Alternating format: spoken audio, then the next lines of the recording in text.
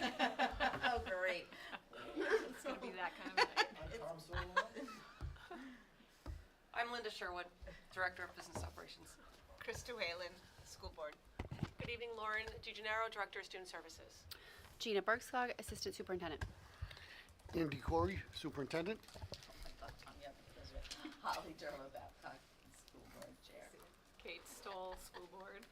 Rob Mann, School Board. Cindy Van Conant, School Board. Patrick West, Principal of the Middle School. Tim Grzone, Principal of the High School. Okay, and Beth Williams from the School Board will be joining us momentarily. Okay, so I need nominations, resignations, and correspondence. Well, just before that, Oh, sorry. not, Well, I thought they were already appointed. Kate Stoll is the process observer this month. under agenda adjustments, we have two. The first one is, last month, we discussed the MOU with HESA. We'd like to add that under deliberations. Krista will do a presentation when the time comes. And I passed out a Excel spreadsheet with some information on it for you, and I will provide that sheet to Dawn to be included in the minutes. The second one is, I think it was 2 months ago, the board had approved the co-op hockey team. There's been one slight adjustment that Brian would like the board to consider and hopefully approve tonight. So we'd add that under deliberations as well, and I'll explain that when we get there. Does the ESSA stuff that doesn't require non-public in advance? We met, I understand. yeah, it doesn't, only because it's the same information that we were presented last month. Are there any objections to those agenda adjustments? Okay, so we'll keep those on. Great. So, that wasn't on my list, by the way, agenda adjustments.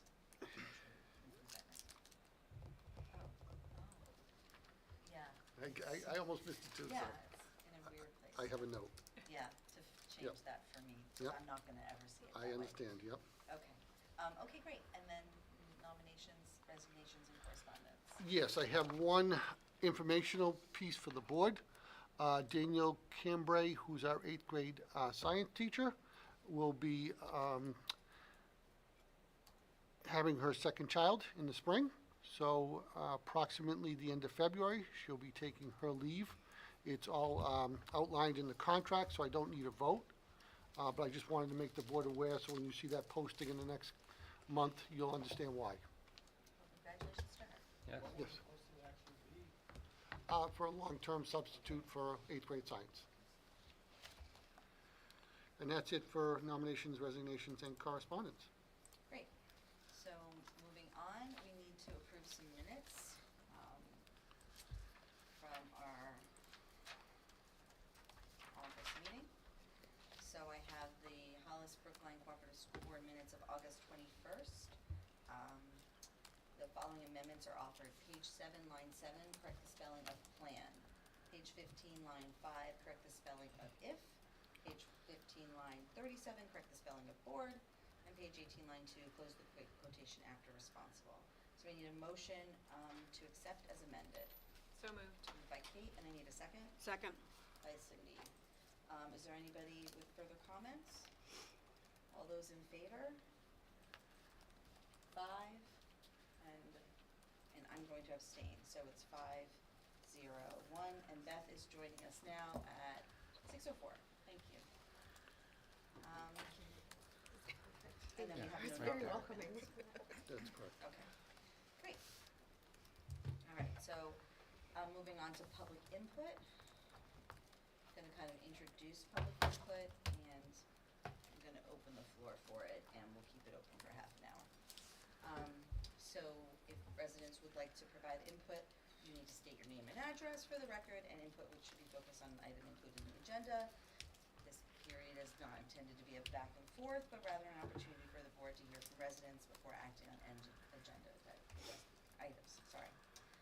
So I'm going to open the floor at 6:05. It's a little early, but we'll keep it open 35 minutes because that way we'll have adjusted for the time that we put. So it will close at 6:40. For those of you who helped me with that, 6:40 is when we're closing public input.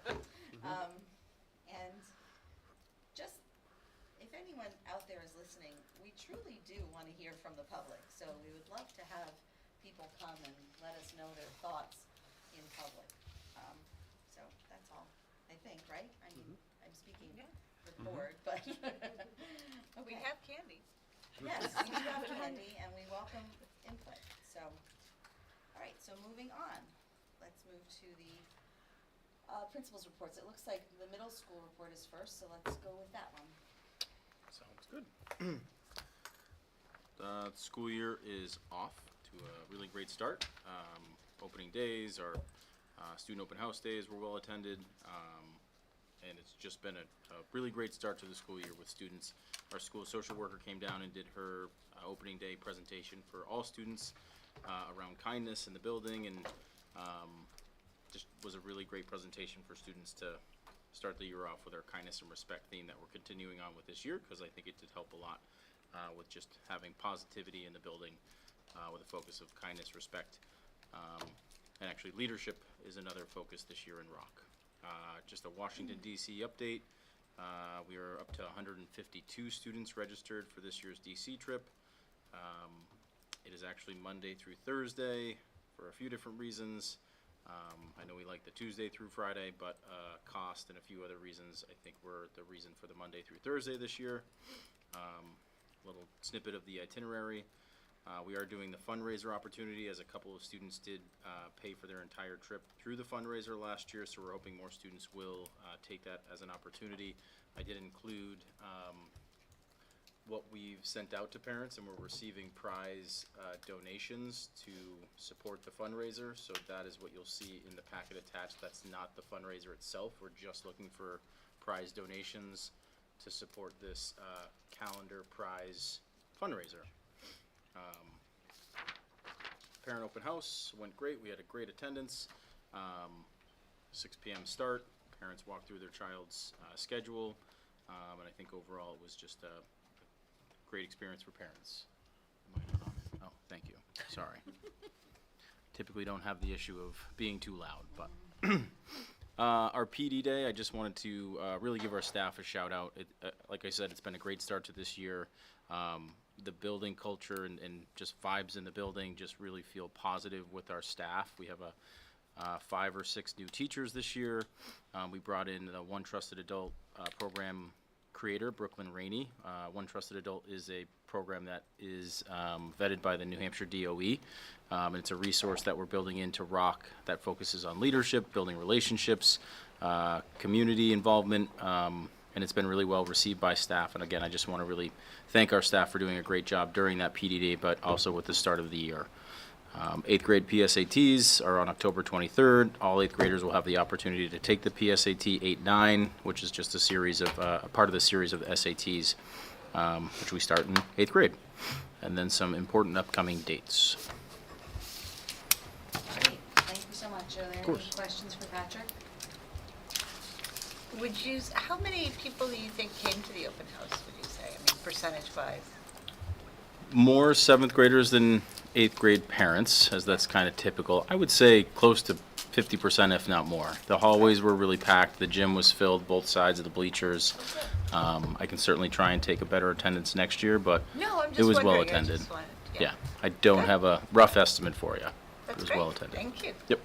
And the little thing with the microphone reminded me, I watched our meeting last month, because I wasn't here, so I watched it when I came home. So yeah, make sure your mics are near you, especially you, Tom, like your voice doesn't carry, so, That's yeah, okay. yeah, that's okay. Well, I think your microphone could probably be tilted down, but. Yeah, just, I have it's it just, up on the just for, I think for Dawn's sake, actually, so, okay, thank you. So that all looks great. I mean, it's great that, things are going smooth, but, don't wanna, just wanna make sure that we focus. Honeymoon stage is what we call it. Honeymoon stage, that's great.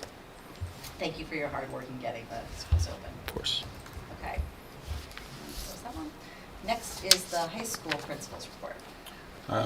If it's okay with you guys, I'll do Brian's athletics report first and then follow Sure, mine. it's Does that fine. work? I mean, I opened your report, but that's okay. I can switch. So our fall sports season is off to a good start up at the high school. At the time of this writing, girls soccer, field hockey, and girls volleyball teams were undefeated.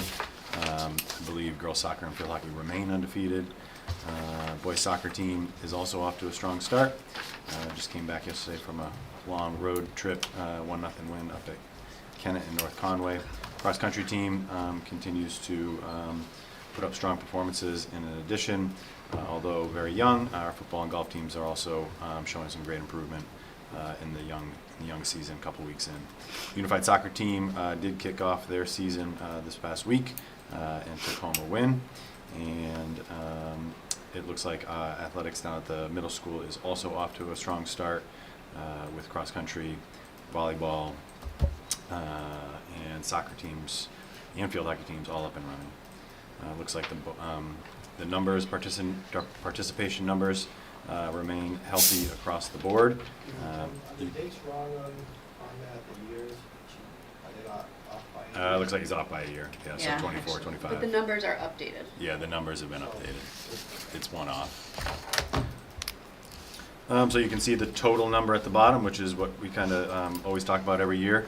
While some sports may shift from one to another, our overall participation numbers remain strong both at the middle and the high school, staying pretty consistent with just some slight increases across the last couple of years with enrollment, overall student enrollment dipping just a bit. It's good to see those healthy numbers. And I am also going to include at this time, if it's appropriate, the updated language about the stipend charter, which Brian included, or is that later? It's in two places. That's, Yeah. the stipend information is later. Okay, all right, we'll come back to that. And I'm open to any questions about athletics. Does anyone have any questions? Oh, Um, there's a question. Yes, I do. Recurring question about fishing, two people. Are we keeping it? Like some things at the high school, while enrollment numbers may not be all that strong, I am in support of maintaining the offering while we still have the opportunity with the boat and a willing and capable. So is it like the two people fishing, They go to the state meet. are they the kids of the person who owns the boat? No. Because it's usually one of the parents that has the boat, right? No, It's not? no, Not this- not this year, not or the- last year. So it's a community member who has a boat. The school doesn't have a boat. Correct. Not yet. I see that in the new items. Maybe they should Not team up yet. with a crew. Yep. And then somebody could row them. Yes, Yeah. that's co-op. They go to one meet. Yep. So the whole activity is, The state they meet. go up to the state meet on Winnipesaukee and they fish. Yep. They don't do practices during the season, Not that I'm aware of. not boat practices. Yeah, correct. Okay. I just, so it's one meet, that's all. Got it.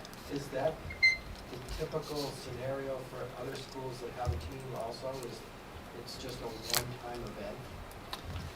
I can only speak to my experiences in Bow, and we had a pond behind the school, so there were regular practices there, and there was a boat. So Andy, we need to build a pond. It's got a good swamp, we just need to, We do, stock it. we'll stock it. There's a fair amount of water nearby.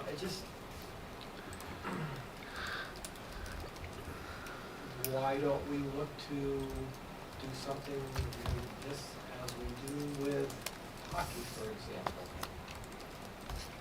To have, either have I don't mind helping kids go to but this to me is not sounding like it's fulfilling the general goal of a school sport.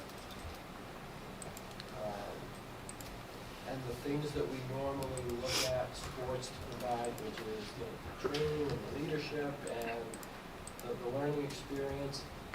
When it first started out, they did go out multiple times per season. I'm having difficulty agreeing to support it in the context that's being currently let me do this. Let me talk to Brian, because it's really interesting for me, in conversations with a number of students at the high school, how many of them fish on a regular basis, almost daily, but yet don't participate in the team or competition. So it may be something that we need to look at. What our students would rather have is some sort of club where it's a focal thing a couple days a week, because I was actually surprised. I interviewed 3 kids for different reasons, and all 3 of them are significant fishermen, and it's something that, as a family, they also do. So I think there's really a number of people that might take advantage of it, but I don't think they necessarily want to go up to one competition. So maybe something that we look at more like an after-school activity instead of a sport, because I do think there are quite a few kids, and then that might grow us back into a team. And what I heard Tim say is, I heard you say you support it as long as we have the vote. Is that what you said? Yeah, as long as we have the Like means to. The means to do it, Yeah. yeah. As long as we have access to this one particular vote and this community member's willing to do this, it's not really What role a does big the deal school to- play in it, though? That's what I'm trying to understand. Putting them in the state competition. Right. They use cost of our it? name. What did you say, Cindy? I didn't say anything. Oh, I heard something. No, I said the cost, like when you say, what do we do besides using our name to get into it, like is Yeah. the cost It's entering a associated? tournament. I don't think we pay any cost. That's what I was asking. Other than the stipend. For the- For the extra coach, stipend yeah. For the person who provides the vote. So to me, it doesn't seem like there's any real negative to continue to have this as a sport. I mean, I get that there's only 2 kids doing it right now, but it's providing 2 of our students an opportunity to do something that they wouldn't otherwise have.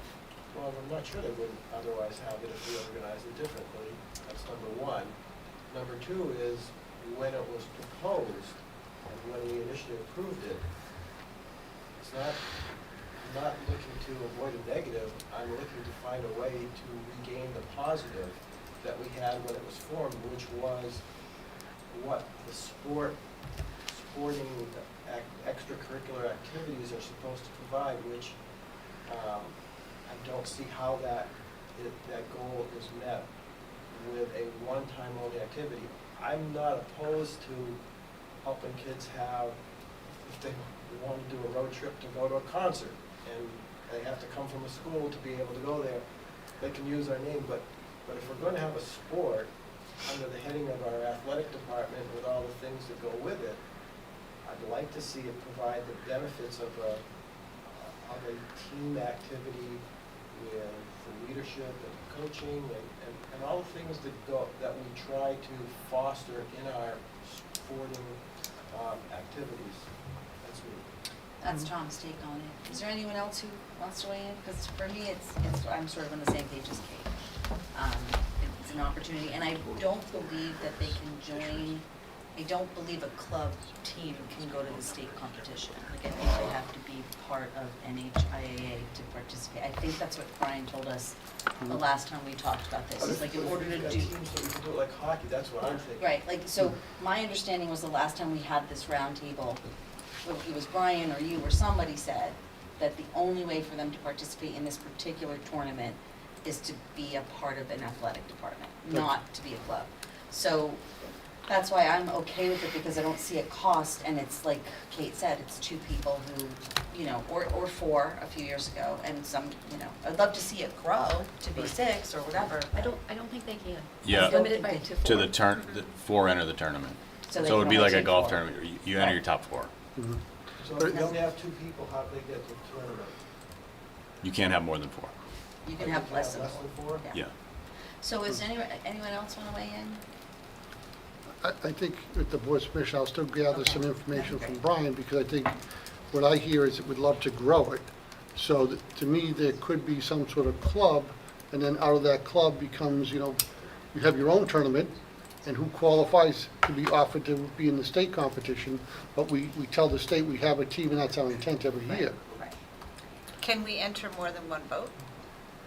That I don't know. If a school brings more than 2 anglers, they will be required to swap athletes at whatever point they see fit during the tournament to allow all 4 athletes the opportunity to fish. That's from the NHIA bass fishing bylaws. It's intended to be a small thing. Yeah. It's a very tiny, the plan is clearly small. I think we should make it easy. You can do virtual fishing. Okay, well, I think we've beaten this fish to death, so let's move on. Okay, moving on to the principal's report. All right. And we'll talk about hockey during deliberations, Okay, right? sounds good. And we'll talk about stipends during discussion. So Perfect. we are now up to your principal's report. All right, we kicked off the school year with our usual PD days with staff and orientation days with our rising class of 2028. We had our first ever school year kickoff pep rally organized by our seniors, class of 25. Grabbed the reins right away and had a really fun, exciting pep rally to kick the year off. Unfortunately, the staff took our lumps in the tug of war this year. Yeah, we did not fare too well against the seniors. PSATs are scheduled for October 16th, and we have again all juniors taking that, along with about 25 sophomores. I would like to offer a congratulations to our 3 seniors who, with their PSAT scores last year, qualified as National Merit semifinalists. That's congratulations to Angelina Costa, Abbas Jagmag, and Faunus Mafroyd, as they're among 16,000 students nationwide that are now eligible to advance to the finalist level of competition. So congratulations to those 3. I wanted to just make a note here that our advisory program is underway and off to a very successful start. We had our first advisories of the 3-day week where we brought together students with the goal being connections to start the year off. That's the theme for the year, or the theme for at least the beginning of the year, one of our 3 main pillars. And I did also include in the board packet the visual that our advisory leadership team put together outlining our philosophy and purpose statements in a graphic for all advisories to review and to post in their rooms. So off to a good start.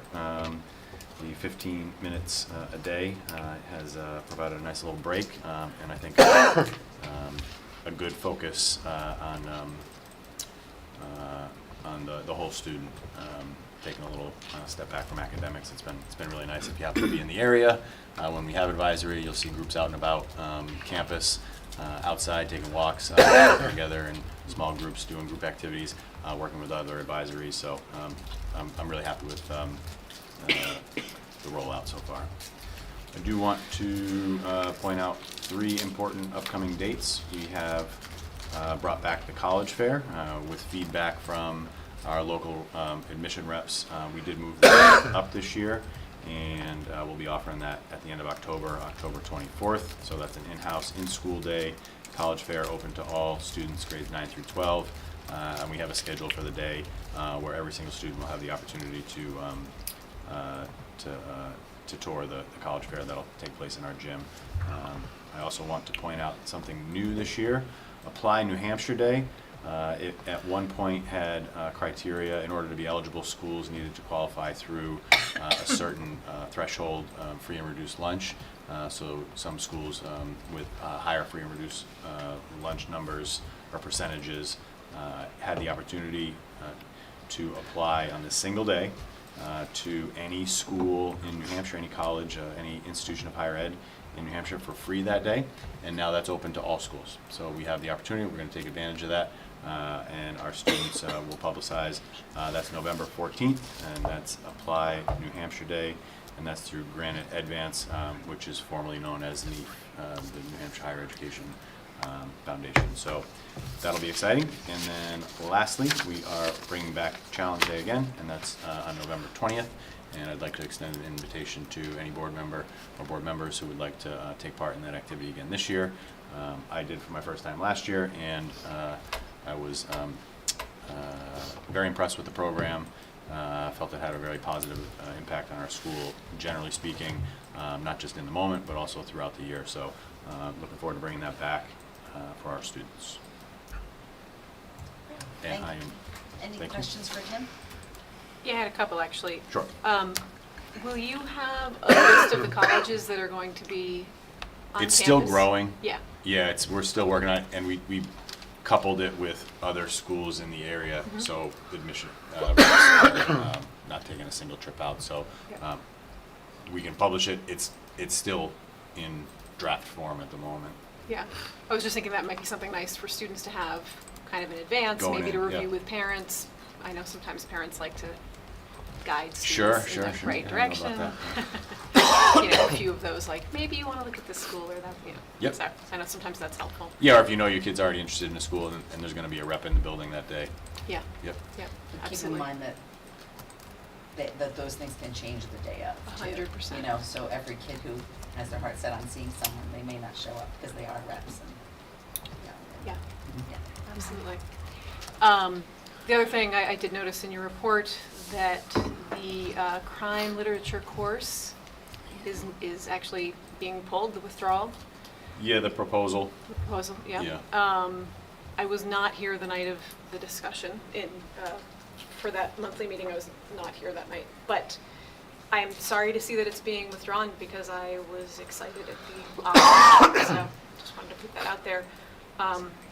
Do you know if that's something that might come back in another iteration, or can you share a little bit more, or is that?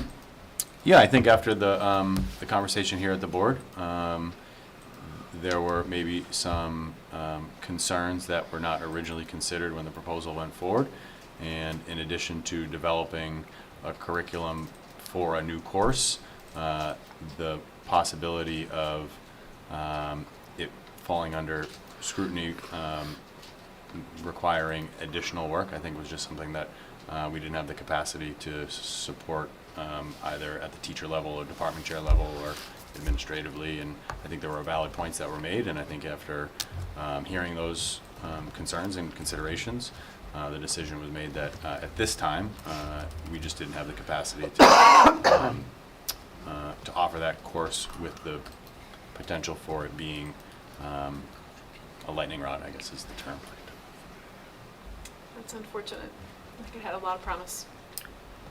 Yeah, I agree. I was disappointed to see that they pulled it, so hopefully maybe it will come back at some point with a different theme. Yep. Or a different title, or Yep. something that would not put people's eyes up right away. I think we had a really healthy discussion about it, so I think all points of view were clear, and I appreciate the fact that the staff took the time to listen to what was said. But I hope that this doesn't, that conversation doesn't keep people and the, you know, staff members from continuing to come up with their own ideas and, you know, pushing for things that they do really believe in and want to do. So, because we want to encourage them to do that kind of thing. But I understand why this person might have said, oh, wait a second, maybe I need to really think about everything. So maybe there's a way to do it with pulling back on some of the materials or something. Yeah. Great. I have a couple other questions, Tim. Sure. How did open house go? Were you gonna bring that up next month, because it happened after? Yeah, Right. I think it was the day my report was Right, due. I know, but it did just happen. I chose not to do a write-up about it. I'll do it next month. Just wondering, Yeah. I know you'll probably put it in your report next month, but. I mean, personally speaking, I find it to be a very positive night every year. You see parents, getting the opportunity just face-to-face with classroom teachers. I think, you know, building that connection, even if it is a very brief meeting, I think that's a really a healthy opportunity for just to make a quick connection, a name with a face, and then also, you know, brief overview of the classes, I think really does help. Just give parents an idea, concept of what's going to be discussed in the class, and then it's also a nice community evening. You know, you see parents who maybe haven't seen each other since the Little League field 5 years ago, and I think it brings the community together, and it's usually a positive night. It was a typical schedule. We did not send parents to advisory. I did a brief overview of advisory when all parents were together in the auditorium. It would have cut down to under 10 minutes per class if we incorporated advisory into the schedule. So I did an overview with parents in the auditorium prior to them heading out for the mini bell schedule. But overall, again, a positive night. I truly do enjoy hosting parents for the night, and I think it goes a really long way for the community school connection. And you felt like the attendance was good? Yeah, I thought it was well attended. I didn't take attendance, but just judging by... I didn't, but just judging by the auditorium, it was, I'd say, 3/4 full. It was, yeah. Great, excellent, thank you. Any other questions for Jen? All right, moving on. We have a few discussion items that don't have supporting documentation, but last month we talked briefly about, or you guys talked briefly about the Articles of Agreement. Do you have anything to say or add to that, or? The two things that we were looking at were whether the board wanted to hold a special meeting to discuss apportionment and a municipal lease article. We could do both of those at a special meeting. The last apportionment meeting was held January 29th, 5 years ago, so to be the 5 years, it would have to be right around the 29th or after. And then you're getting into annual meeting season, all your public hearings, so we just need to look at that and figure out what the board would like to do. I think I would strongly suggest looking at a special meeting for the municipal lease article. I think that was something, when the co-op was founded, a lease didn't exist. And I think because it is silent about it, there's questions about whether you can or can't. And I think that would be something that we should seek clarification of from the community, because I think the present facilities project that will be coming forth probably for this annual meeting would be best done under a lease, because it will be all equipment, you know. So that's my input on that. So just for your information, I've spoken to our moderator, and unfortunately, he is not in town from the end of January until middle of February. So I asked Andy, we're gonna check, but we believe that the 5 years, you can't have the meeting like January 15th. Our meeting was January 29th, 2020. So the 5 year, we have to wait until the anniversary. We think, we're pretty We're after, sure, yep. yeah, so, so that creates a little bit of an issue in terms of if we want to, and that was one of the things I wanted to talk about as the board is, you know, we have two ways, we have a lot of ways we can go, but if we were to present a special meeting on apportionment in January, my assumption would be that we would be presenting apportionment as it is now. We don't have to change it we can vote on it and just validate the current formula. We can tweak it a little bit, but we wouldn't be able to revise the formula in any way more so than what it is. Because we could, but we couldn't do that by January. So I wanted to get a sense of the board if people have an appetite for keeping it pretty much the same and going for a special meeting to keep apportionment the same, or if there's other members, because I can't assume where you all are on this. So I kind of wanted to get a sense of the board on where you are on apportionment and how you would like to see the board handle this. And I'd like to have that conversation in public. So. I was under the impression that you had to make a certain change to make it You don't anymore. start the You clock don't- again. You don't anymore, you can just Revalidate? revalidate it. Okay. But, so I'm just trying to get a sense of, I'm just gonna put it out there. Do you wanna change it dramatically? And if we do, then we need to form a committee. And we wouldn't be able to change, we wouldn't be able to do that before January. I mean, we could form a committee before January, but we wouldn't be able to like reestablish apportionment. And the risk of that, not that it's, this is my interpretation, my opinion, I guess. The risk behind that is that in March, a petition warrant article could come forward that could recommend a change that we don't want. But if we've already formed a committee, then one of us would get up and say we formed a committee.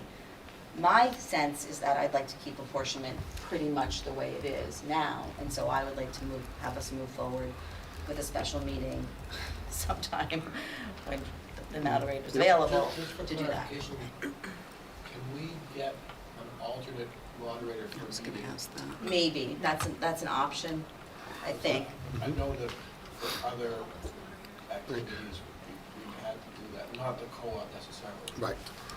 Yeah, I don't think Drew's schedule should be how we decide this. I think we should decide this based on what we want to do and see if we can make it happen. But I needed to tell you that Drew's not going to be available. He's out of the country, I think, or something. He's not available. I support keeping it somewhat the same, or the same. And I would like to have a special meeting discussing it, because I do think the taxpayers like to have discussion about it and like to voice their opinions, and it takes some time, and I do not want to see us doing that in our March meeting. I think it would be too difficult. We'd go into 2 days. It would be distracting and aggravating for everybody. So I'd like to have a special meeting to talk about the lease and apportionment. Yeah, that's what more. And even if we don't change it, people can bring things forward and change it. So I don't necessarily know if we need to change anything, because people can bring it forward. That's my opinion. Just wanted to get a sense. Yeah, for me, I'm the same. The spirit of having the special meeting is to discuss and maybe clarify leases, not the apportionment formula. I think the apportionment formula is where it is, and people can argue that it's maybe not something they support, but I think it's working. I'm not into going and fiddling with stuff that works, so. You would support us having both those items at a special meeting? Yeah, I mean, I'm fine for listening to input around the apportionment formula, but You don't want to start a I committee have to to, revamp it. no, I have to be convinced that there's something wrong and needs to be looked at. I'm not convinced it needs to. Right. Well, the reason we would try to reestablish it in this 5-year part is to keep it from coming and, Year after year.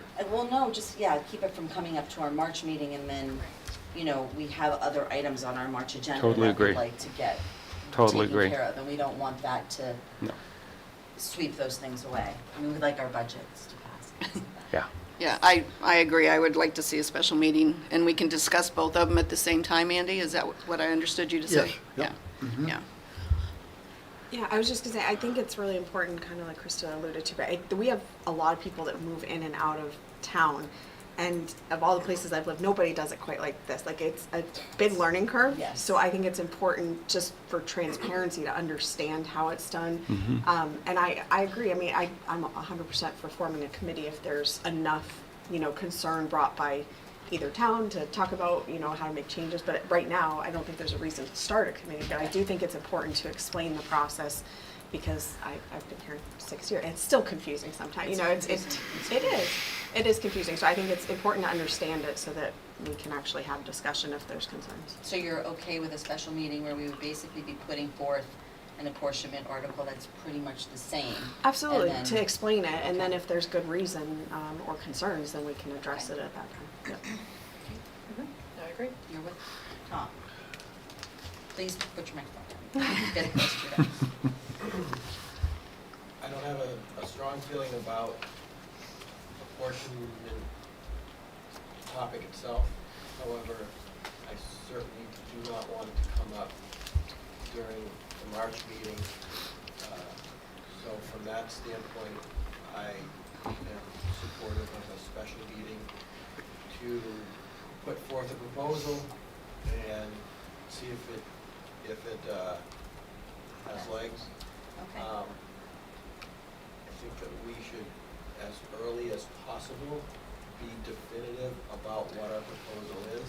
Okay. And I understand you're not trying to be dictatorial, but I think we need to be explicit that my guess is the proposal will be hard and fast to retain the current formula. If we say, as soon as you say, or something similar, that puts us in a gray area. So- Right. So Yeah, if there are going to be proposals to change anything, I think we've gotta go the committee route. okay. So, yeah, I'm for keeping it exactly the same, it's fine with me, even with the dollar, I don't care. The second element is I'm concerned about waiting till the new year to do the lease part of it because of the need to do work in preparation for budgeting and all the warrant article for a bond or a lease for the facilities work. I want Linda or Kelly to weigh in on what the impact would be waiting until late January to know whether we can pursue a lease for the facilities. And if that's not feasible, then I would prefer to separate the two. I want to resolve the lease issue as early as possible. I don't have an answer on the lease question. I can tell you that a couple of years ago in Brookline, we had both a lease and a bond question, same items. One was one amount. If we did it that way, it was a lease. The other incorporated more construction, so that was a bond. And really, as long as we know the preference of the board, the work on the lease or the bond doesn't start until after the vote and it's passed. Till after the March vote. So, But how about as far as being able to collect the data to present for the vote? in terms of, you're talking about number of years and what percentages? And the cost and how it's gonna map out. I think you can do both of those. Companies will absolutely provide you with that information, hoping to get your business if it should pass. Maybe I'm interpreting your question differently, but I think what you do is, let's say we start having our bond hearing mid-January, or end of January, but then the special district meeting isn't until February 14th, Valentine's Day. Anyway, so I think what you do is you present both in the bond hearing, and you present both information saying that the board recommends this pending the special meeting, and then post results of the special meeting, that is the mechanism that goes forward on the actual warrant. How about the issue of all the preparation for the budget presentation, does it impact that? Maybe a few dollars, because the lease might have a little more of a cost. Remember, if you do a bond, you only usually do 6 months worth of interest only. So a bond always looks good in that first year, and the payment doesn't hit till the second year. Whereas a lease, you basically, if it's 15 years, all 15 years are basically the same payment. So there is a little bit difference, but nothing that can't be explained to the voters. I'm not worried about that, I'm more worried about the work for our business office. Again, we've done it in the past, it's not ideal, but at the same time, we felt that gave the best opportunity for something to pass in Brookline. So that's what we did, and I know Kelly would do that again. And I just worry about attendance at 2 special meetings. Oh, I think that's a lot, you know. I'm not in favor of 2 meetings, Yeah. but I think that the question about the lease needs to be done, and if that needs to be done early, then that would, to me, be an overriding consideration, but it doesn't sound like at this point it does. Thank you all for your input. That gives us some direction in terms of conversations with moderator and, all of that. So Yeah, that's the big thing, I think, is to find out If we we can have to build around Drew's schedule, or if we can find an alternate. I mean, he does have assistant moderators, but I don't know if they're willing to do that. I don't know if maybe another moderator from another district can do it. I don't know. I suspect Peter that- Webb still the? Peter Webb is, and there's an assistant there, And and then is Liz still? Liz is the moderator of the Hollis School District, so. I think she understands the dynamics there pretty Yeah, well, too. so it's just a matter of having those conversations, and that will be on my plate, so. And just, as an aside, we reached out to Drew, and he's aware of our October meeting. And so, a few months ago, someone brought up that, we wanted to have him come to a meeting so we could talk to him, so he'll be most likely here in October. He hasn't confirmed, but he and I chatted, so. Are you moving Darlene? I copied her on the email, so. input open? I might. What time is it? 6:45. Public input, oh, thank you. See, I try to Good ignore timing. my I phone. know, it's okay. Yeah. Thank you. It is 6:45 and public input is closed. Okay, SAU Governing Board Spec Policy Guidance. This is just an opportunity for us to give Cindy, who's our spec, right? Cindy, is it you? You're BudCom, right? Beth, you're the SAU, okay. To give them, to make sure you're going into your policy meeting that you have some feedback from us related to the short form versus the long form in terms of the policy. And then that's pretty much it, right? Is that what it is? I Well, think. there's more question of whether or not people are looking for changes, edits to the long form in particular.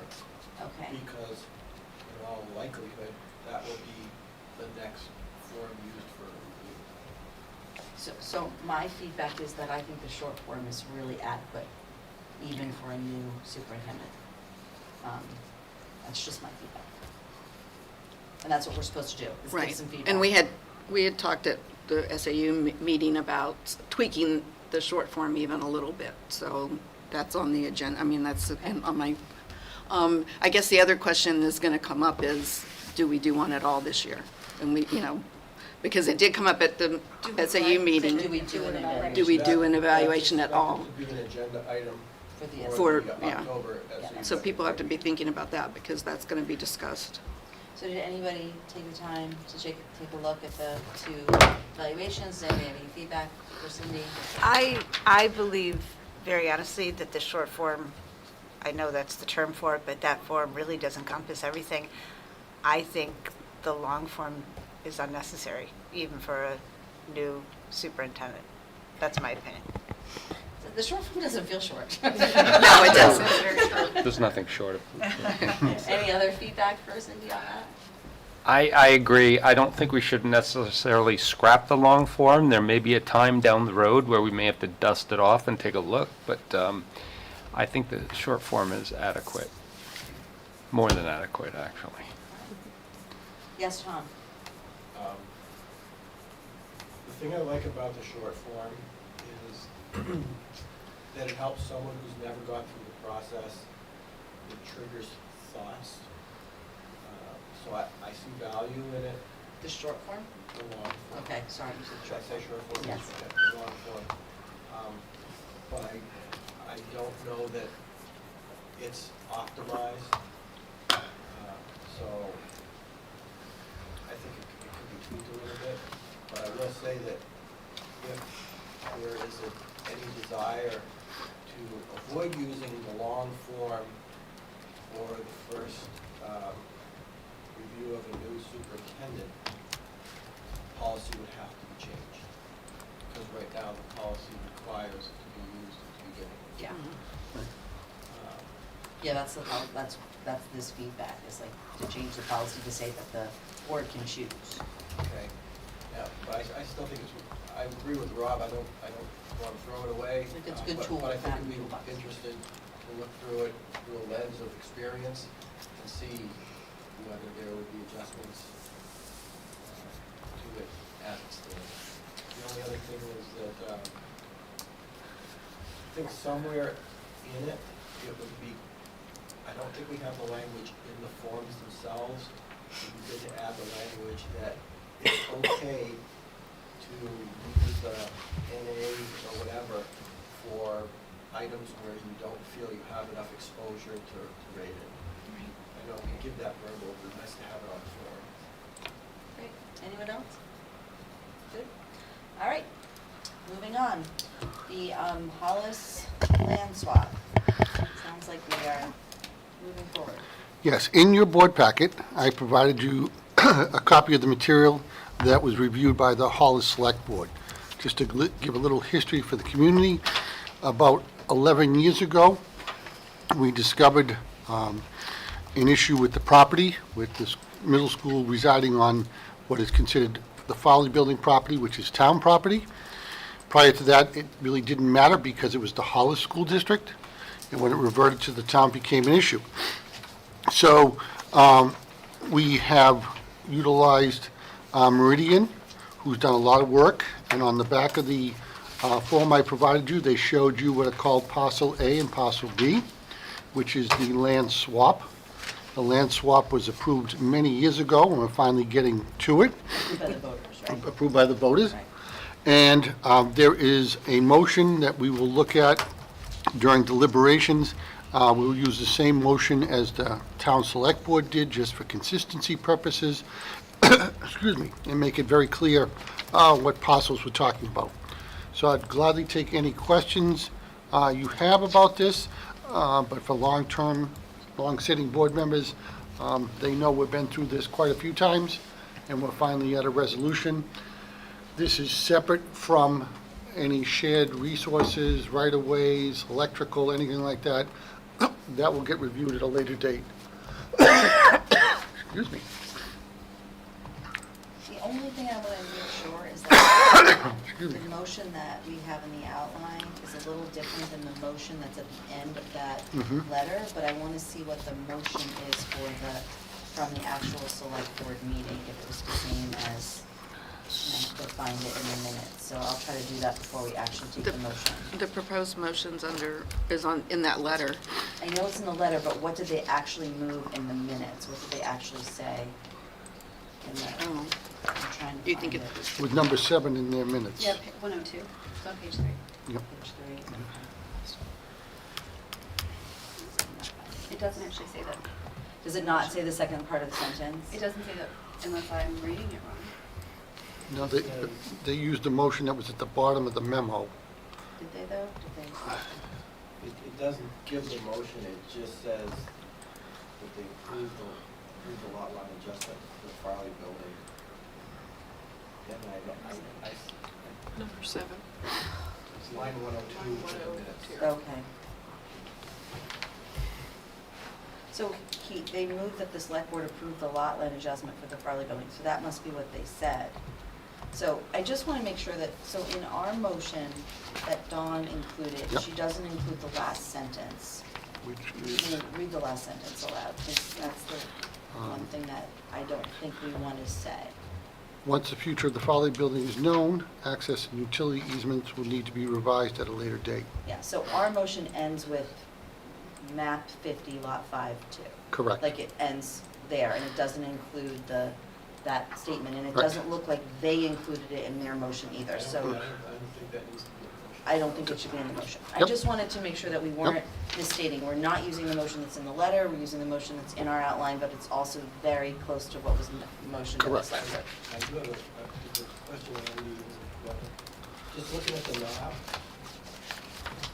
which ones are the SAU owned or the co-op owned properties? It's 50-5-1, correct? Right.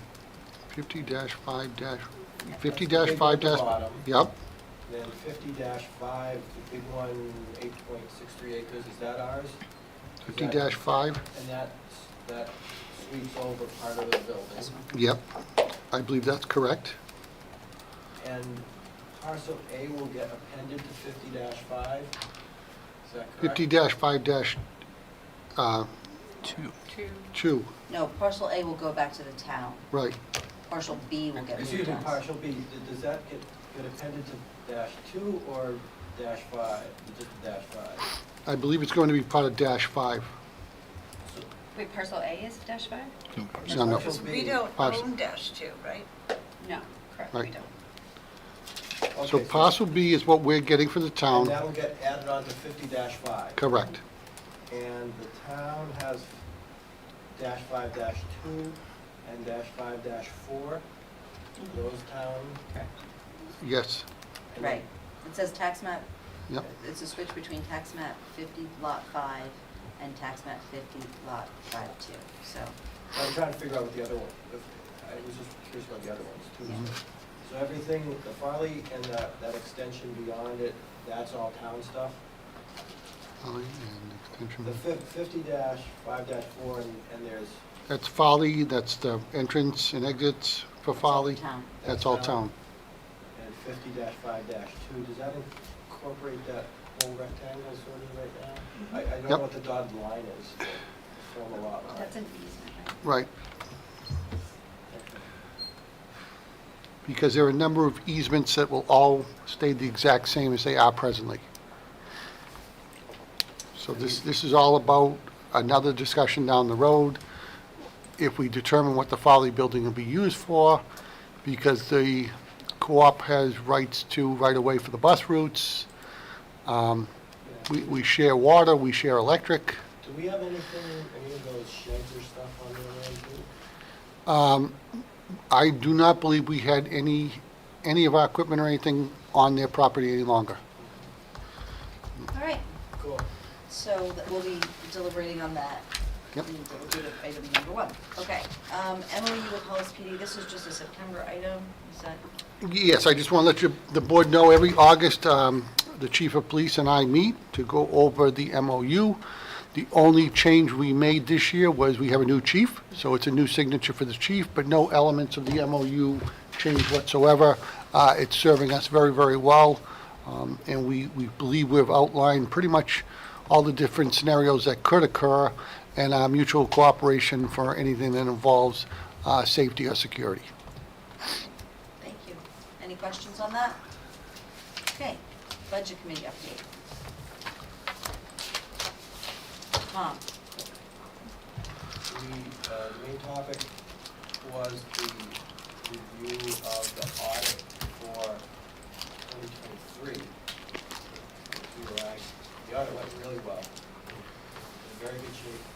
There were a few things that was called to our attention. Some people did, about others didn't. There's apparently a fund, I'll call it miscellaneous Fund 23. and the auditor had some questions about it. Apparently it's got a fairly large balance, which isn't really pointed at anything, but it includes funds that have been labeled, it includes items that have been labeled for very specific causes. The only question that came up is are there funds in there that would be useful for any of the things where we're sometimes looking for money and it's just not on our radar? The other thing is that we did give them an update on the facilities program, the idea of having the immediate need in the budget, and the idea of bringing forth a lease or a bond, and if it were to pass, backing that out. They were very supportive of that. They really liked the idea. There seemed to be a lot of support for something that had minimal and ideally negative total budget impact related to the amount that's coming off the bond. So in that sense, seemed to favor what we had talked about in the facilities committee with some of the longer terms. So that went really well.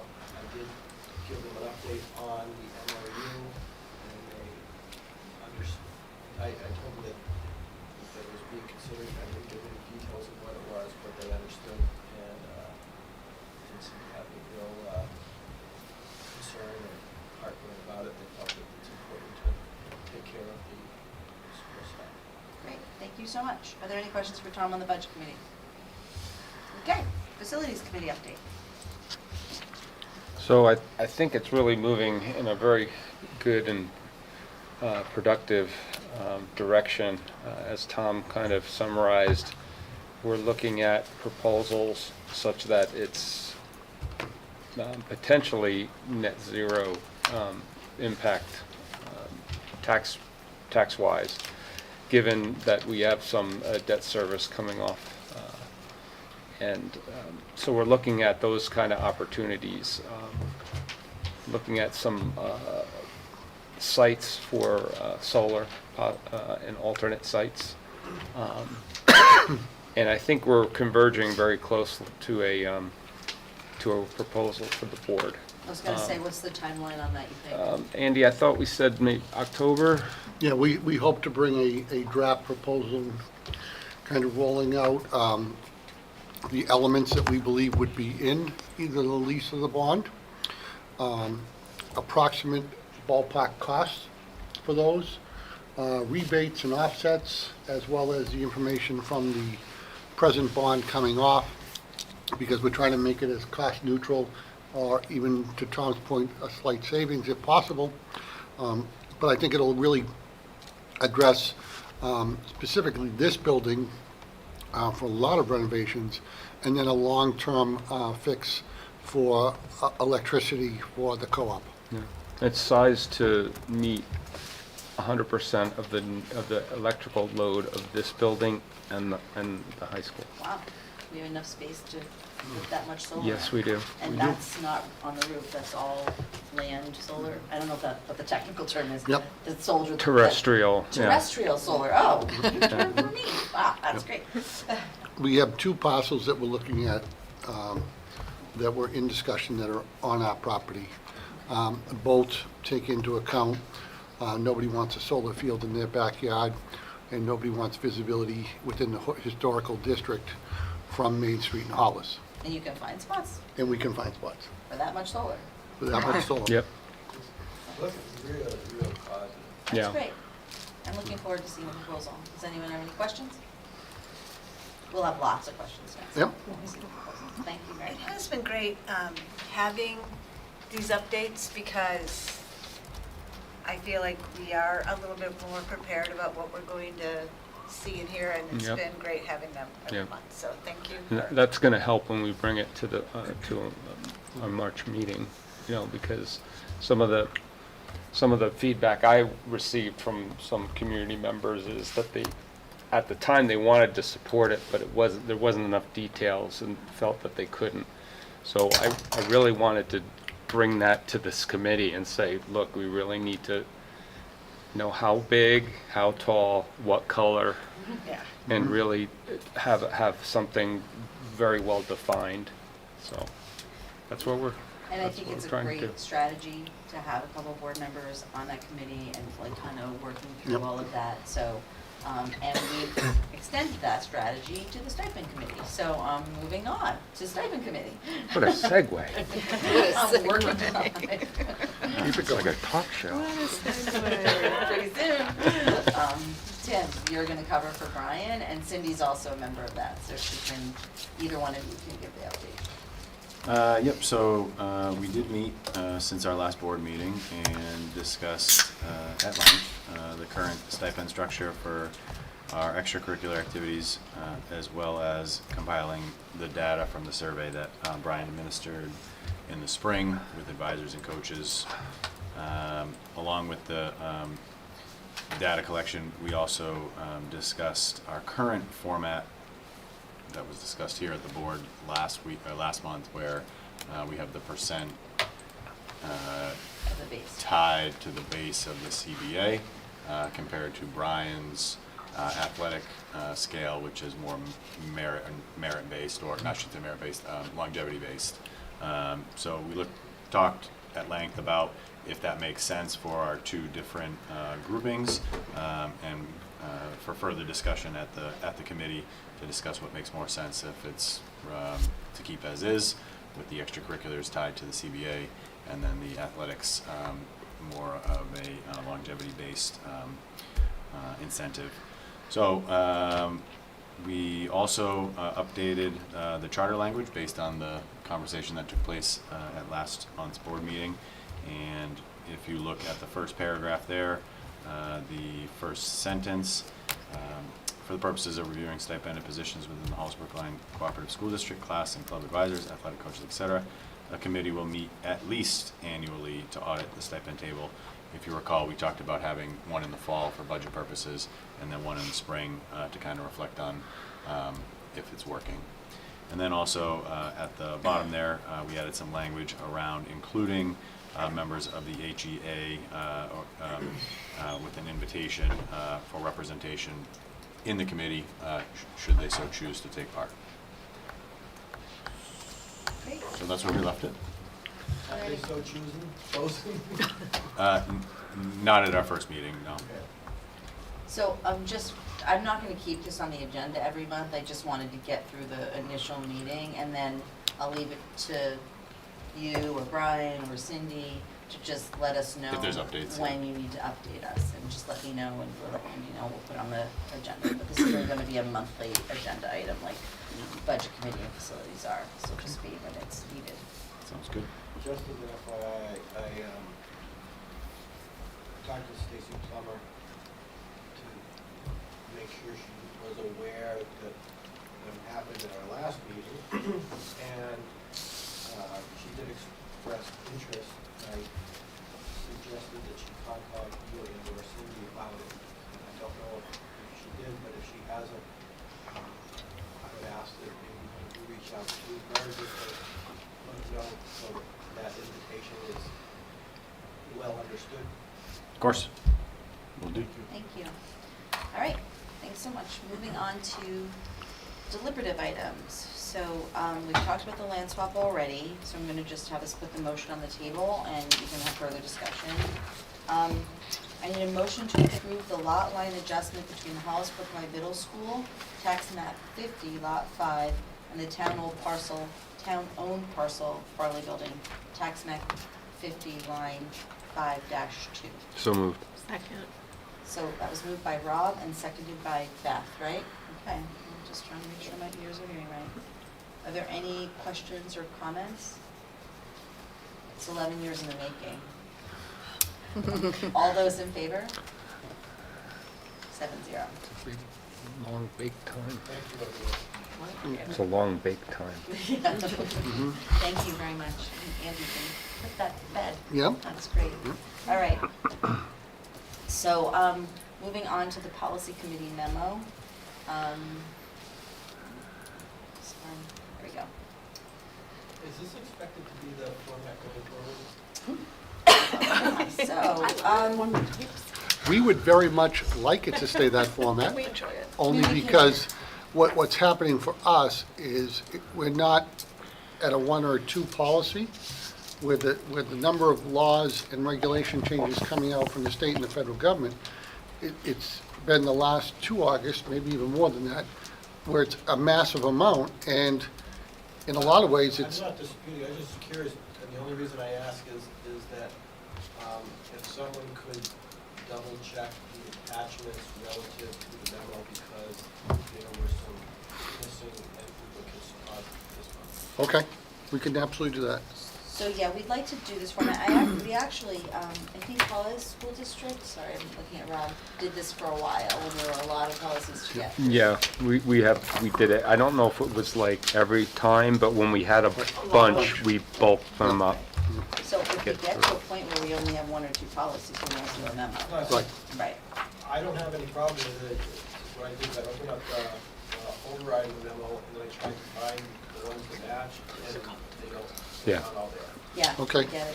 Well, and the only thing I was gonna say about the memo is that at the bottom of the memo, we have present to be rescinded after the adoption, but we can't really rescind them yet. We can't rescind them until the end, so we're gonna, if we accept this memo, we're not rescinding those, right? Yeah, no, and they are there just in case someone asks the question about what's going on with the competing regulation, if you will, because it would appear as though ACAAR, it should have been an amended one, but because now there's regulation 1 and 2, I was just sort of putting it out there, like, I realize we have just an R. Right. We're going to repeal it once these are adopted. So Okay. that's why I said after the adoption. So if they're not adopted, then these ones won't be rescinded. Okay. So I do have one request, and I don't know if this is possible, but the memo itself is a PDF. Yep. Can those policies be hyperlinked within the memo? It's not a deal breaker, I'm just curious. I don't think they can.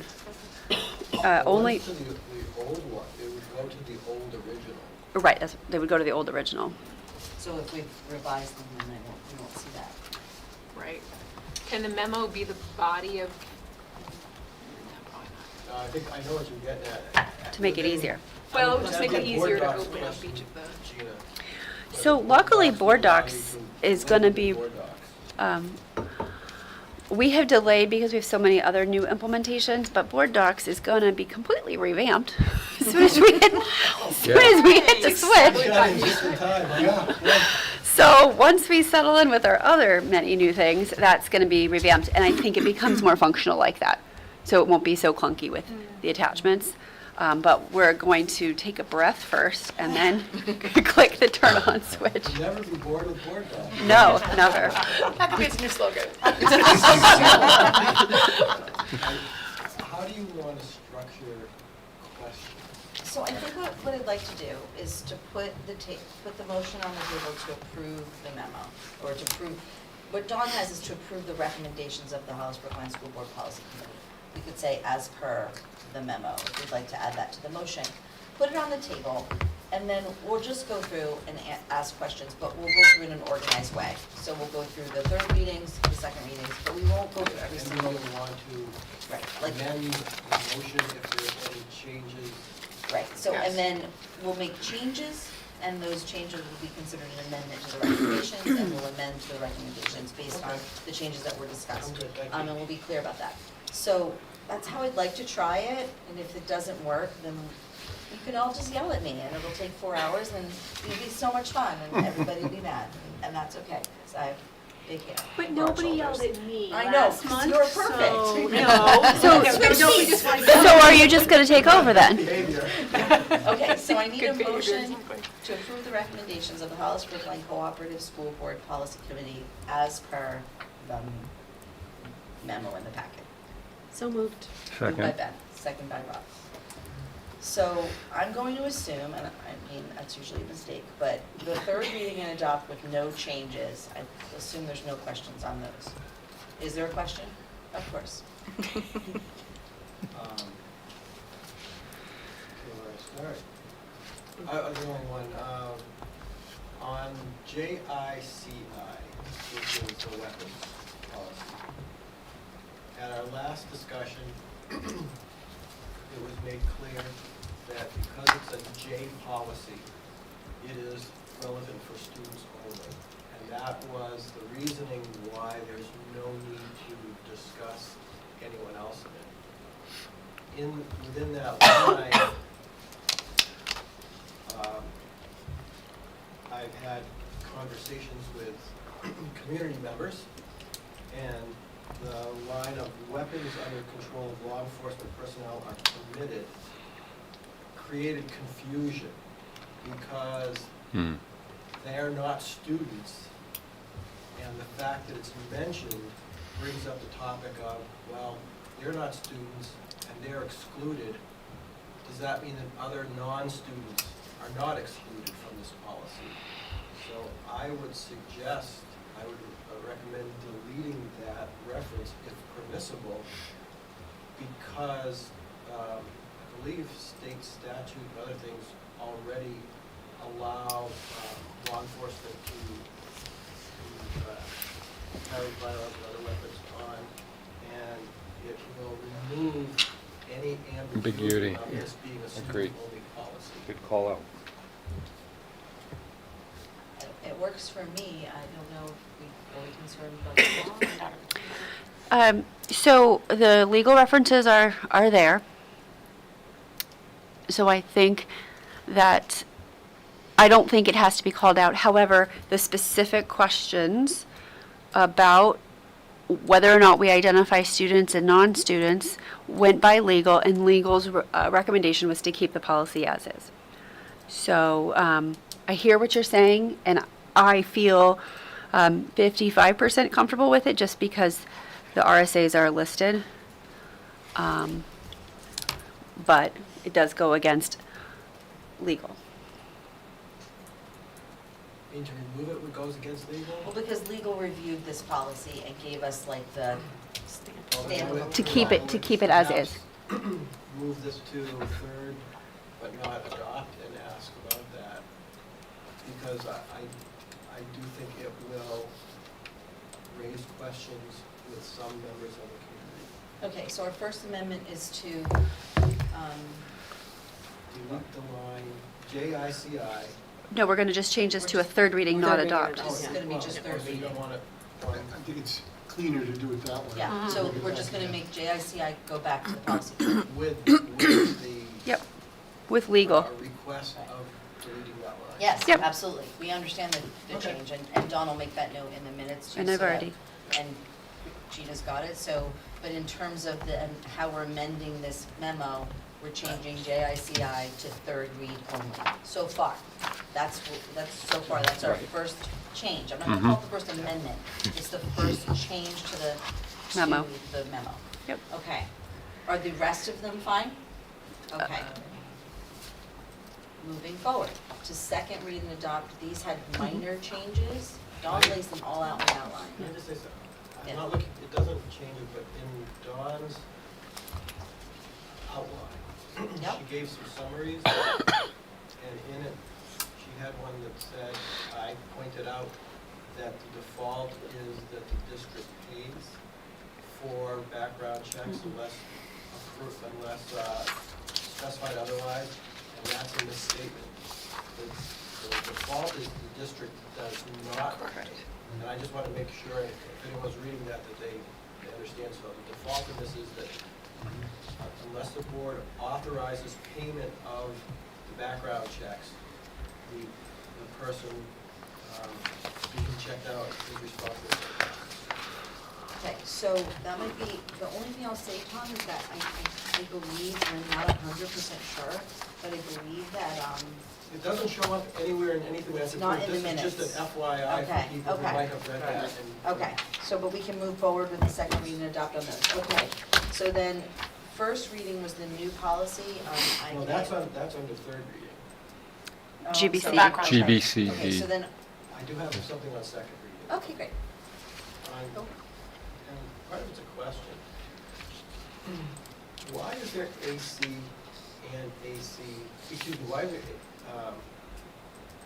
AC and then ACAA when it looks like at least the first couple of pages are 100% duplicate of what's in there. What is the function of AC? Because it talks about, it has both students and employees in it, but it has identical language. I think it's meant to be like an umbrella overarching sense of what AC encompasses with the non-discrimination and equal opportunity in general, and it offers the personnel that's responsible for it as an overarching piece, and then the purpose of ACAA and ACAB is to break it down even further into more detail. I think if you included all of that in one policy, it might be a lot. I'm just wondering, we often Yeah. don't like to have the same language in multiple policies Yeah. because of the risk of conflict where one gets amended and one doesn't. And this gets to what I have. In the first line of the first page of AC on both employees and students, the afro hairstyles and then the additional stuff beyond that, I'm concerned about the specificity of those particular ones rather than just saying hairstyle to cover all those categories, because there are some that are not covered in that. You know, and the one thing that particularly came to me was shaved heads. Can a shaved head hairdo be discriminated, i.e. skinhead? I think that this is in parentheses regarding race, and it's involving hair texture, specifically hair texture, so with the examples of those, so I'm not sure that shaved heads there's no hair. I understand, but why can't it just be hairstyles? This is so specific. So, go ahead, Lauren. I don't know. Well, I was gonna say, I think it's including traits, and perhaps the language that's in there of including and such as is not all inclusive of, I guess it is open a little bit to interpretation, but it is supposed to be connected to race. The other, One race? no, it could be multiple. Well, if someone else has bushy hairdo, and I know other fros, are they? I think that the breakdown of the procedures and the other policies would lend itself to help that interpretation. Have the exact same language? No, right. I mean, I understand about the language as far as what hair traits are noted in the policy. I mean, I guess we could refer back to legal to see if we can say, This was for second reading. not inclusive. Is it second reading and adopt? It was second read and adopt. Let me just go back to what Lauren said. So this is like your overarching, so this is, it used to just be AC. And these other policies, ACA and ACAB, last year we brought forward into A, but they were really G and J because they were students and staff.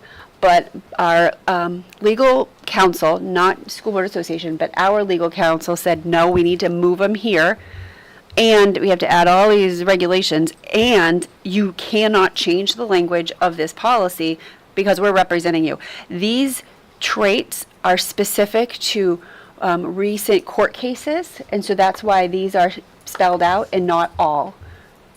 And so that's who's representing us, and that's what they've advised. But I do, before we go into any of the minutia, I do want to identify that there are two pieces that didn't make it what was in the packet. The title of AC has equal opportunity twice, and it's only supposed to be once. Okay, and then on page 2 of this, there's a listing of people: Human Rights Officer, Director of Student Services, Human Rights Officer for employees. It's the Director of Student Services for both. And I don't know why an older version went in the packet, but it's Director of Student Services based on the hours and hours and hours of mandatory required training. And so that is why it is the one person rather than two. So that's just my bit on So there's AC. some change, so those are some tweaks that have to be That made. have to be made. Yeah. So, but Tom, I think as far as the representation piece that Gina's speaking to, if we have a situation that is in question, so if something comes to me, with an investigation that has to do with this, I would confer with legal and see if it falls under this umbrella or this kind of definition of race with the hairstyles, et cetera. To Gina's point, they did come from recent litigations, and there may or may not be extenuating circumstances. So, but that would always be conferred with legal, also. So. The other question I have is on the email address it gives for you. Is that correct? That is not correct. Where? I never had that email address. What did I write? Oh, okay, that's just easy. You must be thinking of yourself. Yeah. Why do we make you Gina Burke's No, I don't want that. That's used throughout about the AC. Yeah, We 'cause I will, copied and we will pasted. fix that. We will fix that. Okay, so the changes that need to be made to this policy are to change, to remove the word equal opportunity, the word opportunities twice, to change the language related to Director of Student Services, Director of Yeah. Student Services for employees, and to make sure that Lauren's email is corrected off. So that's what we can do as as part of the amended memo or amended policy. But the question I have is, Tom, and we can vote, and you don't have to vote, and you don't have to approve it, but are you comfortable with the answer that you've received related to the hair? Traits. Comfortable is not the appropriate word, but I understand what's being said. I think it's a mistake to do it. But we all hesitate to, but Yeah. I hesitate to go against the legal advice that we have. I understand that, so rather than go against it, again, I would challenge it rather than adopt it as is. So Gina, Yep. can we wait till October? Can we change this to just second reading for those 3? We can absolutely change it to second reading. Clearly, there's mistakes that need to be fixed. So let's make that the amendment then, Okay. or the change is that we're gonna change 1, 2, and 3 underneath second reading and adopt to second reading. I guess I'd like to just make the comment, we do not need to be unanimous. I gotcha, I hear that, but Okay, I because I think mean, it's. because here's the dilemma, I mean, we just went from the past president to this president, and if the election changes again, all this is gonna change again. This is all we're doing with the state and the federal right now. There are probably 30 policies. Yep. You know, there's all sorts of laws that keep, I mean, there's 123 LSRs at the state this year already for education. This is all we do, and people wonder why things get expensive. Because every time I call about a question, it's $280. Every single time. They pick up that phone, you're charged. We send it all to them. They don't mind getting our call. You know, as we joke, we put on more additions to people's homes, you know, at Drummond and Windsor than any place else. You know, but I just want you to realize that getting to consensus is not easy. And all these questions are asked of them, and if I put 3 lawyers together, I can get 3 different answers. And why can't we, if their judgment is as non-definitive as our judgment is, why can't we use our judgment? Because they're the one that's gonna stand in front of the judge. They'll stand in front of they will stand in front of the judge either way, because we're gonna pay them, but their position will be. But that's where I come back to the vote. Okay? That's why it can be 6-1, it can be 5-2, it could be 1-6. Then we'll take it back. Okay. But it's the hours that we are monopolizing of 2 of your senior management to redo policies just because we're changing offices is monumental. We're talking a day and a half to go to training. Those 2 gentlemen were involved, I'm there. All your senior management is there to just learn about the rewrites of the law. Then why don't we postpone the vote till December? Because the problem is, these were already supposed to be in place, because they don't understand the school system is not open during the summer. Well, what are the repercussions? If they're already supposed to be done, what are the repercussions of us not having a policy right now? You do have a policy, an inaccurate policy. Right. And what are the repercussions of that? We either follow our policy and break the law, or we follow the law And break our bonds. and break our policy. And break the policy. Our current policy does not require that we discriminate. No, but there's Right. a lot, it's all in the regulations, so it's the interpretation, what you have to do when you have information, it's the timeline, it's the rights, it's presenting information and giving an opportunity for rebuttal, all of those pieces, so they're very specific. The DOE is telling me that we need to do something that I don't agree to do. That's what. So then that's I what think, Then I you think can what vote Andy's trying to no. say, vote Yeah, no. I am. Okay. So I am trying to persuade my colleagues on the board that this is a bad idea prior to the vote. If I can just say, I appreciate what you're saying, Andy, and I don't think everything has to go back. I appreciate having their legal stamp on it, but they are humans too, and like you said, there's different opinions. In this particular policy, I feel very strongly about what Tom's saying. I think it sends the wrong message, and I think changing the wording, I don't think it really changes the legality of it. So that's why I don't know that everything, just because we disagree with something, I 100% agree with 5-2 votes. I will always go with the majority of the board. I'm fine Right. being the no vote. I will Yeah, be the no, no vote I every day. gotcha. Right. But what I'm saying is that it doesn't even necessarily have to go back, in my opinion, for every little thing. If it's a small change that doesn't, I don't know that it But- really, And I don't disagree with you. yeah. But we don't just go to the 5-2 vote. No. We send it back to policy every month, Yeah. and then we don't get to the other policies that Yeah. we still need, because this isn't over. Right. You know, right. that's what I Yep. mean. There's gonna be another memo Yep. of another series of policies. Yep. You know, we're gonna be doing policy October, November, December, probably get it all done by the spring, Mm-hmm. and then based on the elections, it could topple the other way again. Okay, so can I make a motion to amend? Wait, I Tom, want to make sure I understand, Tom, actually. Yeah, I was gonna say, can what we you were- clarify Yeah. what it is that you're looking for us to change exactly? And if you have any other questions besides the line that hairstyles? says- The line that says race and then in parentheses has a list of things. Yeah. I would say after the word involving hair texture, comma, instead of comma, I would put, remove the word afro and put a period after the next hairstyles.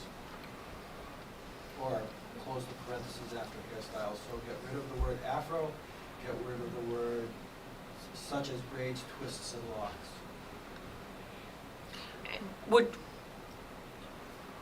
And Gina, that terminology specifically has been recommended by legal to have in here. To the point at which Lauren and I were on a conference call saying that's why it was added to the top list, because why is one have a statement explaining and not the other? And it has to do with whether or not it's come forward in a case, and so then it's like, well, do we keep it in one and not the other? That didn't make sense to us. And so they specifically said, no, you should have it in both. Which, to me, if I'm going to delete something, I would feel better about saying race, get rid of the entire parentheses, and look into court cases to see how has race been interpreted, rather than trying to spell out things and then unintentionally excluding things that may be interpreted as such later on. And Right, I I worried- actually agree with having the stuff in parentheses because I am aware of those cases, but I think that the specific elements that we put in there are overly restrictive and discriminatory. So Tom, you feel that by stopping at hairstyles and taking out afro, that braids, twists, and locks become inclusive in hairstyles? No, I was gonna have comma, hairstyles and protective hairstyles. So having the examples of protective hairstyles you feel is too limiting, even if we said. That one I could compromise, I definitely want to take out afro. The word Okay. afro. Given that we've had somebody Unless from, you're gonna put in Jufro. But that would be religion, that wouldn't be race. Oh, it depends who you talk to. True, but that's also, that's the pieces that the different interpretation, different hairstyles and different traits can fall under different protected class things. So that's why I think they were limiting it to what they've seen in litigation.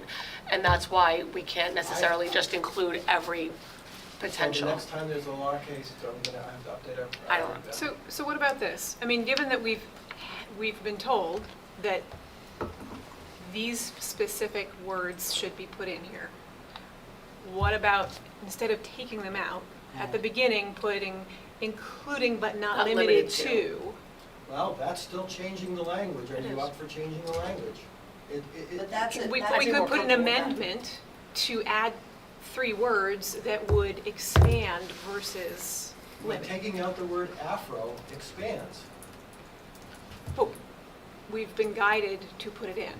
But you've also been guided not to use the words such as or including but not limited to. That's not part of So- what, this is an explicit, like, you either use it exactly as is or you're deviating. And if you're gonna deviate, I would take out the one word. I would not. Okay?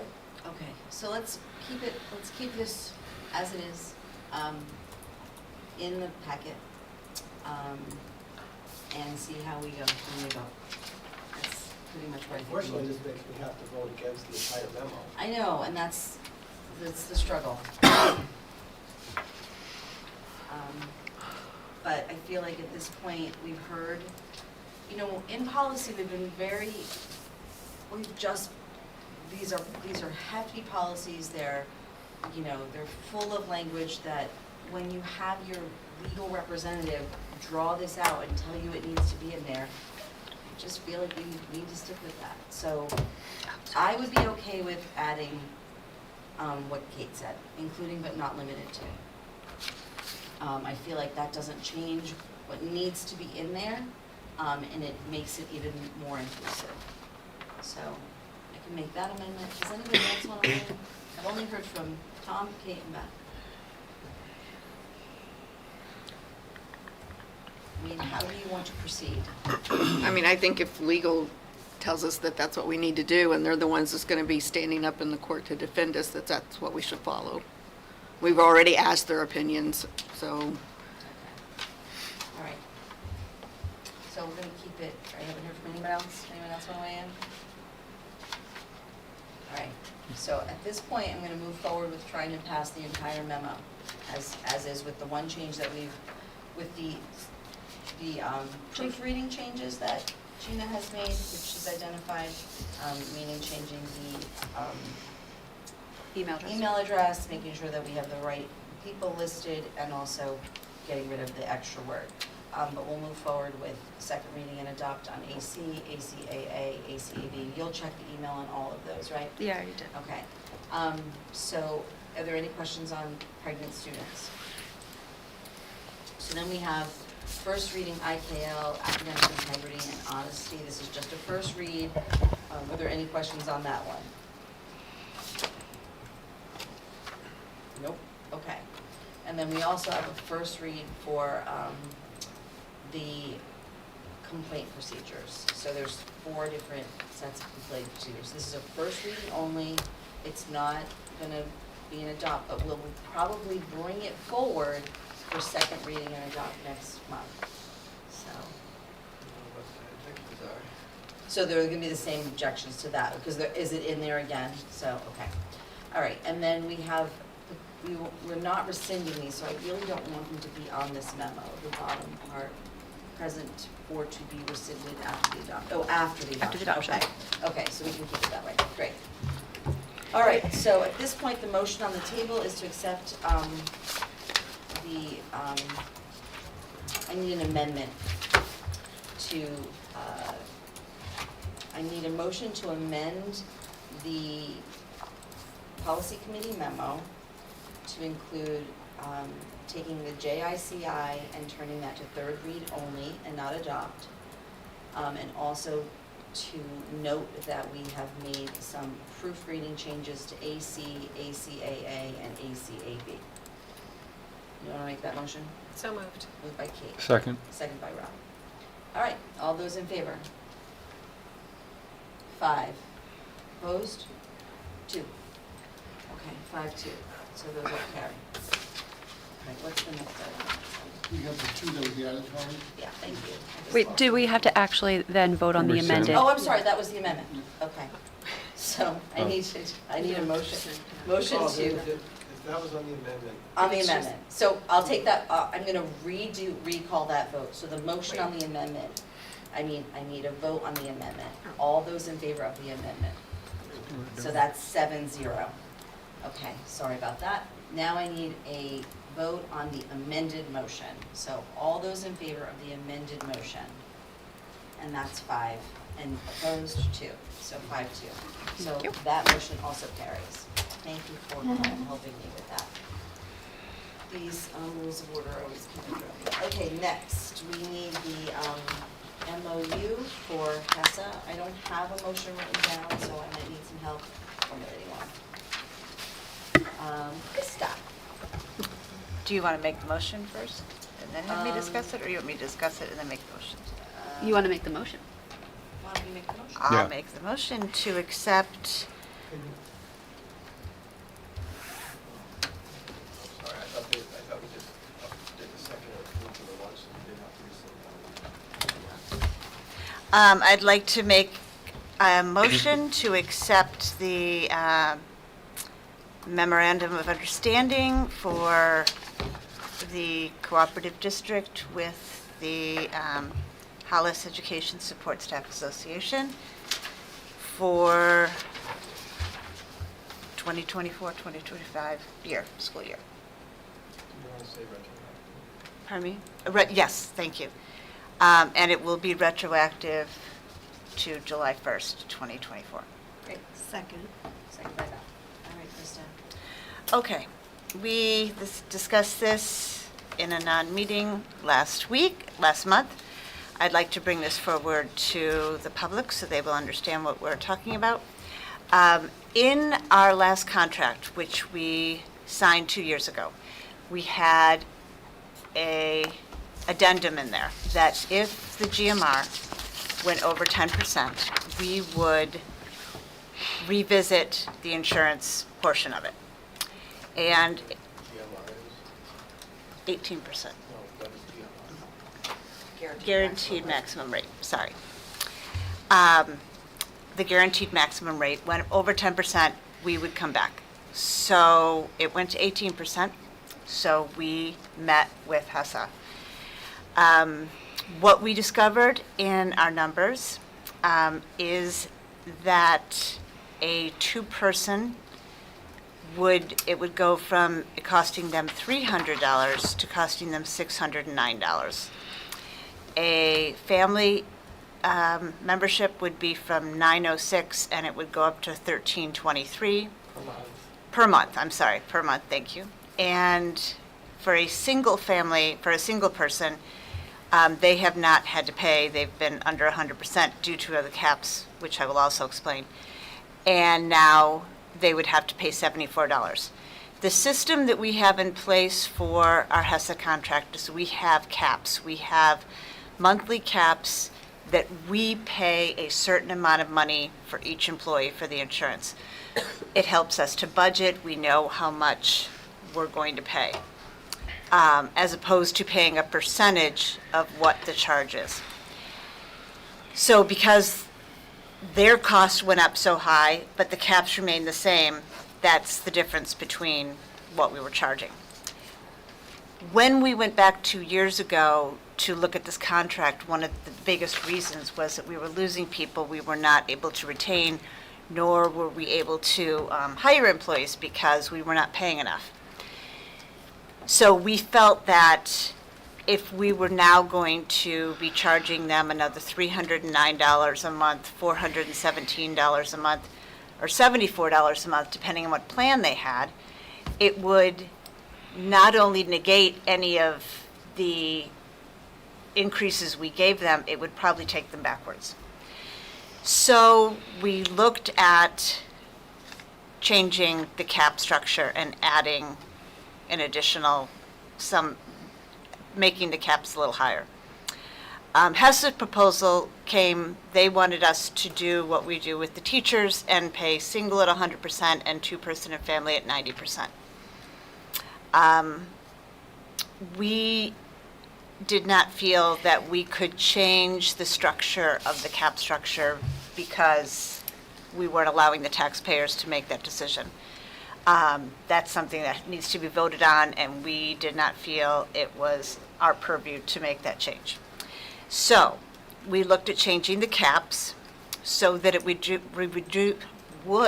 reduce some of the burden on the employee, so they would be able to continue to expect the amount of salary that they were receiving. So we increased the caps for a single. We increased it $37. For a two-person, we increased it $234, and for a family, $342. So then it changes the monthly cost of the two-person and the family. It increases their monthly cost by $75. And it increases the singles $37. So instead of paying $0, they're paying $37. Instead of paying $300 for two-person, they're now paying $375, which is down $250. And for the family, they're going to be also increasing $75, which is down $335. That's a lot of math right in my head. I just did. Thanks. So that's where we are, and that's what we came forward with. That will cost our district $39,852. We've talked with Kelly and with Linda, and we believe that some of the savings that we have this year, because we use some of our retained fund balance to take care of costs, that we would be able to cover this comfortably without any difficulty to our present budget. So that is what I am bringing forward, to expend $39,852 additional this year for the HESA contract for the insurance. Are there any questions? So these increases that you stated, they're based on GMR Yes. of 18. 18.6. But we know that that's not the actual. That is the actual. That is actual? That was our GMR last October, and that's what It's is applying in this place as of July 1. Okay, all right. Yeah. Hopefully we get a budget. So GMR turned into discussion, but it's no longer GMR, it's just plain R. Yeah. It is. Just the Thanks for that clarity. Any other questions? This is just an MOU, and when you go into negotiations, you'll be negotiating from the old FY '24 basis, is that correct? What will be the basis for the starting point for negotiation for next year? This part. I would believe this MOU.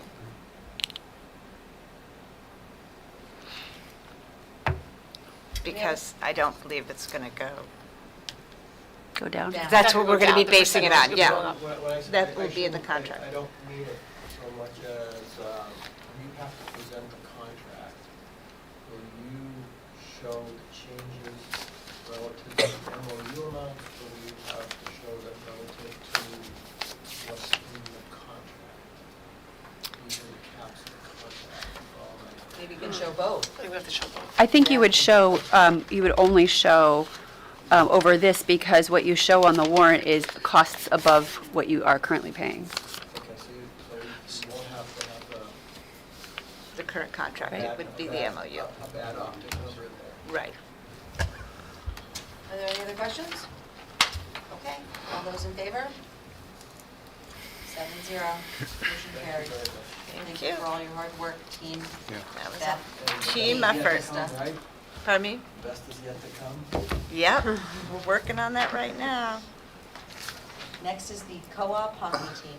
Yes. And that's all new to us. so Correct. Tim is here to answer questions too, right? On July 17th, you approved for the Hollis Brookline to go into a cooperative situation with the Merrimack High School. What happened between our joining with Merrimack and this fall is that Derryfield, our old cooperative team, was unable to get a new partner. They called back and asked, would we consider going Hollis Brookline, Merrimack, and Derryfield? That gives us a very solid base of student athletes to choose from in hockey. It also reduces the cost of the hockey program to our participants, to all the participants, because it's split up over more people. We have had an outstanding relationship with Derryfield. We are excited to be partnering with Merrimack, but I do support Brian in the fact that I think we should offer this opportunity with Derryfield. It will be, I think, positively received by the NHIAA. They're just looking for a formal vote from the board saying that the board is aware it's going to be Hollis Brookline, Merrimack, and Derryfield. And how did you say that on the scoreboard? The really good name. Yeah. And are there only 2 teams now in the state? Because we have a state level team. Get together. Yeah, cooperatives in hockey are very, very common. Is Merrimack on board? Yes. Yep. That's a good question. I Yeah. suppose we should ask. Yep, no, everybody's on board, and Dawn was kind enough to text me a motion. Great. So I'd be happy to read it, but somebody needs to move it. To reconsider the vote taken on July 17th, 2024, to dissolve the existing cooperative hockey team with Derryfield School by approving the recommendation of the athletic director to enter into a new cooperative team with Merrimack and Derryfield. So moved. Do Second. we need a date on that, or like when we're Effective. effective? Except, Andy, that's, you just said the cooperative with Derryfield. Shouldn't that be the cooperative with Merrimack? You said Merrimack. He said. Yeah, we're not dissolving the one with Merrimack, we're just adding Derryfield. So originally, we had Hollis Brookline and Derryfield. Right, We dissolved that one, so we're recognizing that's the one we dissolved. yep, The new one we formed was Hollis Brookline and Merrimack, right. but tonight's motion adds Derryfield to it. Okay. Again. Yep. Right. Oh, when you read the motion, I thought you had, no, you just be my bad ears. I No. thought you had said to dissolve the one with Dairyfield, not Merrimack. Correct, we still want to dissolve that original one. Oh, so I it's thought not we'd the already bo- dissolved that one. Okay, We, cool. we did, but Okay. We're because we're dissolving it. reconsidering the Okay. vote, Dawn wanted that included. All good, cool. Okay. So do we all hear that motion? I need a I second. did, and did I just, I like, think it's you motioned effective? it. I did, well, I Oh, did, but you- I just wanted to see when we're saying it's effective. Right, This- this school year, yeah. Is that, Effective for this is that week. a winter sport? Okay, wait, Yes. before we, I'll second motion it. and second, thank you. Beth and Kate. Beth moves it, Kate seconds it. Any questions? Is that a winter sport? Was that your question? Is the answer? Oh, great. I didn't know that. Here it, I was having a little fit. Any other questions? Okay. All those in favor? 7-0. So, I think. I Yep. didn't really look. It was but I assumed seven. it was seven. It was. Great. All right. So is it gonna be Hollis Merrifield? Hollis, Merrifield. Don't forget. HB, I know. HB, We're gonna Merrifield. hold a poster contest and, come up with a new name and a mascot and all that. I mean, what is Merrimack's mascot? They're the Tomahawks. Tomahawk. And then what's Or are they, Dairyfield? are they just the Hawks now? Dairyfield? Got some resources that can come up with What were we? What, Can you fit a Warriors? Can you fit a Cavalier head on a top, on a? hawk, I think it's just a hawk, not a tomahawk, just a hawk. No, they're a Tomahawk. There's no Merrimack's They hawks. still are, okay. Okay. So we'll have the Cavalier. I think the there's, hawk. I thought we were the Tomahawk. Warriors as high I school, think as the hockey. Dares go co-op, the co-op, but I don't know what they are as Okay, a single all right. entity. Well, that being said, I do need a report out. Is there anything else? No. No. I need a report out from the press observer. I need to be at 8 o'clock. Damn Not. it. Okay, sorry, excuse me. Oh, I love the competition. Clearly, I know, right? We set a precedent last I think month. you did. So the meeting started on time. We had a very efficient use of time. No public input, kind of kept us moving. Are you shushing me? I'm just, You should. I can just sit here quietly and run down the time. So it was great to hear from the principals about schools getting back into the swing of things. And we had some good discussion around various matters of board business. And deliberations took a bit longer because we did have a couple of additions due to agenda adjustments and some lengthy discussion around the memo, but still finished up ahead of time. great. There you go. Thank you very much. You're welcome. So I will take a motion to adjourn. So moved. Moved by Beth, Second. second by Kate, because we don't have a non-public, everybody. 7:53, we are adjourned. Thank you all. Do we vote? Oh, You want to vote? all those